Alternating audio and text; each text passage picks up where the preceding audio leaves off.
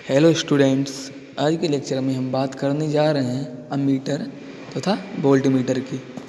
तो अमीटर और वोल्टमीटर क्या होते हैं, पहले इसका इंट्रोडक्शन परिचय देख लेते हैं। धारा तथा वोल्टता दोनों ही विद्युत की दो महत्वपूर्ण राशियां हैं। इन राशियों के मापन की आवश्यकता विद्युत क्षेत्र में सर्वाधिक होती है। धारा को एमीटर द्वारा मापा जाता है, ठीक है। करंट को अमीटर द्वारा मापा जाता है, जिसे धारा मापी भी कहते हैं।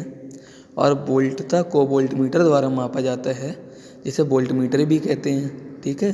करंट को हम अमीटर के द्वारा नापते हैं, जिसे धारा मापी कहते हैं, और वोल्टता को हम वोल्टमीटर के द्वारा मापते हैं, ठीक है। अब इसमें क्या है, अमीटर तथा वोल्टमीटर के कुछ अनुप्रयोग निम्न हैं, जैसे विद्युत केंद्र तथा उपकेंद्र में कंट्रोल पैनल बोर्ड पर वहाँ ये लगे होते हैं। मोटर के निवेश की धारा तथा वोल्टता के मापन के लिए।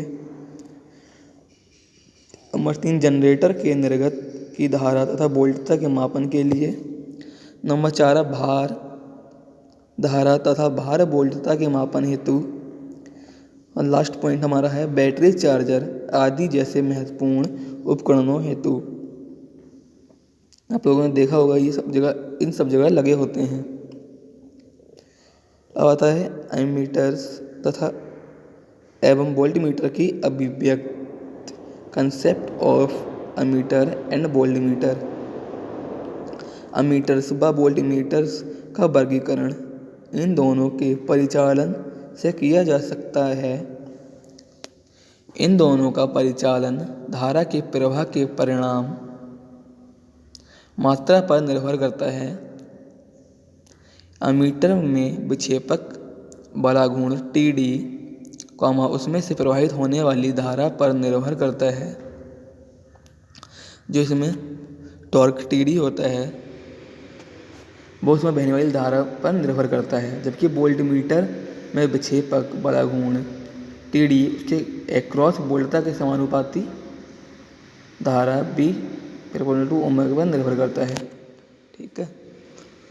जो हमारा अमीटर है उसमें बड़ा गुण होता है, वो हमारा TD उसमें प्रवाहित होने धारा पर निर्भर करता है। और इसमें वोल्टमीटर में हमारा बड़ा गुण TD उसके एक्रॉस वोल्टता के समानुपाती धारा B I पर निर्भर करता है। अमीटर तथा वोल्टमीटर में अंतर। अब डिफरेंस की बात करते हैं, क्या होता है difference between ammeter and voltmeter. Ammeter देखो, इसका प्रयोग धारा को मापने के लिए किया जाता है, और वोल्टमीटर इसका उपयोग वोल्टता को मापने के लिए किया जाता है। पॉइंट नंबर 2 की बात करें तो अमीटर में इसका प्रतिरोध निम्न होता है, इसका जो प्रतिरोध रेजिस्टेंस बहुत कम होता है। और वोल्टमीटर में इसका प्रतिरोध उच्च होता है। नंबर 3, अमीटर में क्या होता है, नंबर 3, इसको परिपथ के साथ श्रेणी क्रम में जोड़ता है। मीटर में ये श्रेणी क्रम में होता है, और वोल्टमीटर में इसको परिपथ के साथ समांतर क्रम में जोड़ते हैं। अब हम बात करेंगे चल लौह उपयंत्र, मूविंग आयरन इंस्ट्रूमेंट। ये 2 टाइप का होता है। इसमें पहले हम पढ़ेंगे आकर्षण प्रारूपी लौह उपयंत्र, attraction type moving iron instrument. इसकी संरचना की हम बात करें तो कंस्ट्रक्शन की,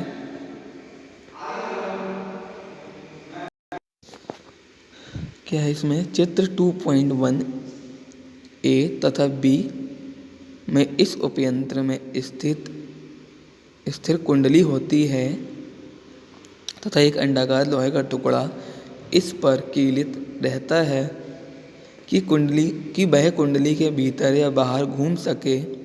इस लोहे के टुकड़े के साथ एक संकेतकार जुड़ा होता है, संकेतक, जो अंडाकार लोहे के टुकड़े के साथ धारा की वोल्टता के आंशिक पैमाने पर चलता है। इसकी बात हम कर रहे थे, यहाँ ये पाइवट किया गया, इसको ये होता है, ये मूवेबल होता है। अब देखो इसकी बात करते हैं कार्य सिद्धांत की। हम इसका प्रिंसिपल की बात करते हैं, बहुत ईजी है। देखो ये मान लिया हमारी 2 कॉइल कुंडली हैं। जब हम इसमें करंट फ्लो कराएंगे तो जो इसके बीच में कॉइल रखी होगी वो उसमें मैग्नेटिक फील्ड जनरेट होगी। अब वो क्या, ये है ये, वो इसको क्या करेगी, यहाँ का रेजिस्टेंस सेंटर का बहुत कम होगा तो इसको ऐसे रोटेट कराने की कोशिश करेगी, ठीक है। और जो रोटेट कराने की कोशिश करेगी तो ये है जो पॉइंटर, वो इसमें फिक्स्ड है। जब ये वाला पार्ट ऐसे रोटेट होगा तो हमारा पॉइंटर भी तो रोटेट होगा ऐसे, मतलब ये वाला पार्ट ऐसे घूमेगा, हमारा पॉइंटर यहाँ घूमेगा और हमको पता चलेगा कितना हमारा डिफ्लेक्शन हुआ। हम बात करते हैं कि कार्य सिद्धांत की। जब कोई मापी जाने वाली धारा या मापी जाने वाली वोल्टता में समानुपाती धारा कुंडली में प्रवाहित होती है तो इसके अक्ष के साथ एक समान चुंबकीय क्षेत्र पैदा होता है, ठीक है। एक चुंबकीय क्षेत्र पैदा होगा जो लोहे को चकती को चुंबकित करेगा। जो ये लोहे की वो है, जब धारा प्रवाहित होगी तो मैग्नेटिक फील्ड जनरेट होगी वहाँ, इसको चुंबकित करेगा, मतलब खींचेगा अपनी ओर के लिए। जैसे कि मैंने अभी बताया था, कुंडली में चुंबकीय प्रभाव के कारण केंद्र विकेंद्रित लोहे की चकती कुंडली की ओर आकर्षित होगी। ये अंदर को रोटेट होगा, ये भी डिफ्लेक्ट होगा, जैसे मैंने बताया था ये भी रोटेट होगा क्योंकि इसमें ये फिक्स है, आकर्षित होगी। लेकिन चकती पर यह खिंचाव बल कुंडली को प्रवाहित होने वाली धारा पर निर्भर करता है। ऐसे ही है, यहाँ पे पॉइंटर ले रखा है एक, दो कॉइल हैं, यहाँ पर हम लोहे लगाते हैं नीचे बैलेंसिंग के लिए।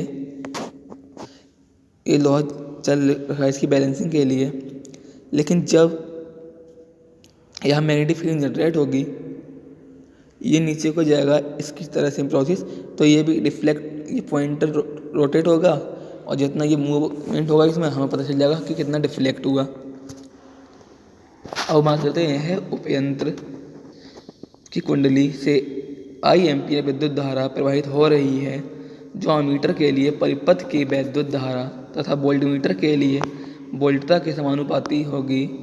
और यदि थीटा विक्षेपित पर उपयंत्र का चल लोहा कुंडली के फलक्स के दिशा के लंबवत दिशा से थीटा प्लस एल्फा कोण बनाता हो तो हमारा बलागुण क्या होगा, T D equal to K I square sine 2 alpha plus theta.